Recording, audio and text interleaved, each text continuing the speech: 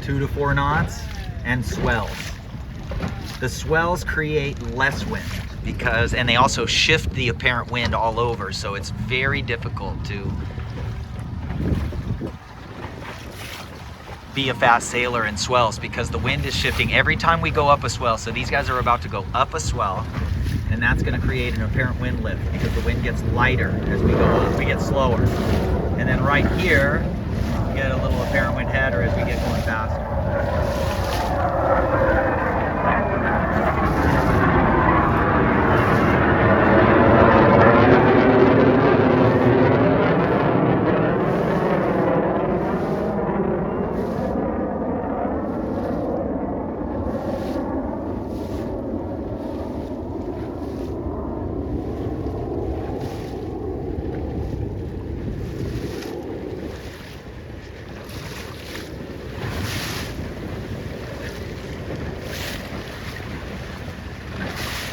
You can tell that in the swells you can't heel to windward at all.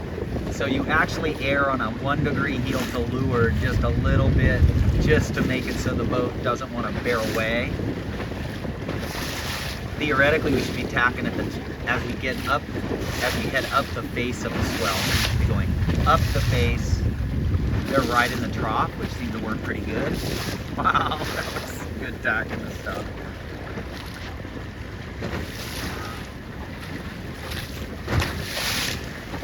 Great HPYS clinic in December, small, had 6 boats, and this is a recap video for that clinic. Super fun to work with Quinn Wilson. I got to watch him grow up as an Opti sailor and then on 29er sailor, got to coach him a little bit. Also fun to watch the laser clinic going on simultaneously with Chris Barnard. Did a lot of work with him in Sabbats when he was a kid. And then Matt Dorgan, I watched him grow up as well here at San Diego Yacht Club. So super fun to do the HPYS clinics. The December one was great. We had 2 groups. We had 3 tier 1 teams, 3 of our top teams in the high performance youth sailing San Diego program. And then we had 3 teams that are a mix of the tier 2 kids who have been sailing the boats for a year or so, and then what we call greenhorns. Greenhorns have been sailing less than a month or 2. And so the program is designed to support all 3 and exposing kids at a young age to faster, more high performance boats. And this year alone, we've impacted our we've introduced the 29er to 40 kids in the Southern California area since February of 2021. And the goal of HPYS is to have big Sabbat fleet, big laser fleet, big Club 420 fleet, and a big 29er fleet. And so we've been working hard at that now going on a year. It's been great. So let's see, we had a 2-day clinic. The conditions were 3 to 8 knots maybe on Saturday. And let's see, we probably had 5 to 12 on Sunday, and we went to the ocean on Sunday. That was outstanding. Again, we had 2 groups, so it's a challenge for the tier 1 kids to have the greenhorns around because, you know, obviously we don't want to run into each other and, you know, we got to dodge them. My theory is that's good for the tier 1 kids to, again, have more variables in practice so that you have to be more aware of your surroundings. And then the greenhorns, it's a challenge because, you know, you're looking at huge distances behind initially. But by Sunday, we had moments where we're actually in the same hemisphere, so it's quite good. Let's see, on Saturday we focused on, what was the goal? Was straight line, upwind and downwind. So straight line speed, upwind and downwind with Quinn's leadership on that. And we worked on light air boat handling. So boat handling, we knew it was going to be pretty light wind. And so we were working, that was one of our goals for Saturday and Sunday. And then do some racing. And then as always for the greenhorns, I always work on slow speed maneuvering. So pre-start kind of technique, but slow speed maneuvering is really important to establish stability, and stability is it. We even talked about stability on Sunday. On Sunday we talked about stability when soaking downwind.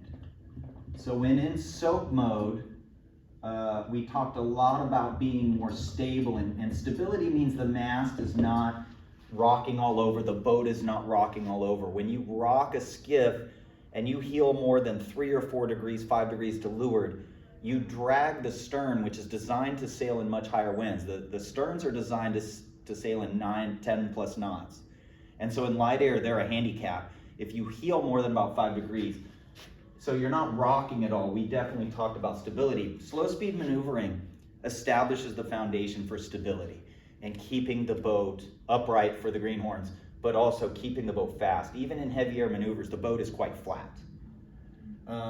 So we did slow speed maneuvering. We also use that for safety. Whenever the coach blows a bunch of whistles, you head back to the coach and you get into slow speed maneuvering drill practice. You just practice that pre-start starboard tack, and that keeps us all together if in the case that we're having kids flip or we have other safety issues going on where the coaches can't be right there. Slow speed maneuvering. So that was what we left on Saturday, and it was obvious that the faster teams were extremely quick in the straight line stuff that we did. And then the boat handling, the biggest thing we learned over the weekend was on the roll tacks and roll jibes. Really got in depth with Quinn on those. And especially, I think we all agreed that late flatten, not rushing the flatten, is super crucial in these lighter 3 to 8 knots and 5, 6, 7 knots where you're actually 5 or 6 knots where you're actually roll tacking and roll jibing a little in order to pop the battens and go ahead and get some extra pump out of the maneuver. But again, it was on the tacks, it was keeping the battens inverted for a long time. In other words, when we would tack here, we'd actually get the boat heeling to windward as we got here. We would get all the way around to this point, and these battens would still be inverted. You have to remember that when your battens go inverted, when they stay inverted, as you come through here, it's gonna push the stern that way. So as the boat comes up, gets head to wind, when the battens are still inverted, I think you can see that it's going to continue to push the stern that way. And then what we were learning was getting the boat to come out of the tack just below close hauled a little, and then the crew would do the late flatten right there. Okay, so remember, long batten inversion on these tacks, a lot of heel. As you go into the tack, you're actually pulling the boat to windward, filling the mainsail up with wind. That helps to head the boat up. Okay, so then the boat heads up more. You're doing everything you can to get the boat to turn without the rudder. You get all the way on the other tack in these light air tacks, and then you pop the battens. And obviously the younger teams were struggling with the batten popping, and your tacks are getting better when you're not struggling with the batten pop. If your battens are popping on the tacks and jibes, it means your tacks and jibes stink. And once you can start popping battens, you're getting close to good ones. Let's see here. Jibing was kind of the same thing. Jibing, I'll do that in purple. Blue here. Mainsail there, spinnaker there. You've got to make sure the sheet is going out as soon as the skipper says turning. The sheet has got to be going out. You're trying to keep a curl in the leading edge, and light air jibes again, lighter. And then as you get to this point, you get here, you tend to get right here And you do want the battens to pop a little bit earlier on jibes if you can get them to pop. Because if your battens stay inverted, that turns the boat that way. The back of the boat that way. That turns the front of the boat that way. So your battens are full, normal. As you come, you're easing the sheet. As you come through the jibe, you are trying to get at least the bottom battens to pop, because that's going to head the bow up. The boat has a lot of heel right here. And then you flatten the boat really hard to pop the rest of the battens. So it takes a lot of practice there, but you do not, on jibes, you do not want to leave the mainsail battens the same. You do want to get the battens to pop earlier in the compared to attack. And again, the big heel and the late flatten right here was crucial to pump the sails and kind of pump the spinnaker out a little bit. Okay, very good. And then we did racing on Saturday afternoon, really short course racing. And again, that's a test of your skill. If you can do really short course races, windward finish downwind, then you know you're starting to get ready to have good placings or better placings. In lasers, 80% of the race is fitness, mostly. I mean, that changes, but in a skiff, 80% of the race is boat handling. So, and this is fitness, strength, hiking strength, fitness. Strength in your arms, shoulders, hiking, leg strength. In a skiff, it's 80% boat handling. So the short races are really good for that. Then on Sunday, we did a whistle drill. Okay. Whistle drill was, so then we had goals for Sunday and drills. Whistle drill. And that was just set up next to each other.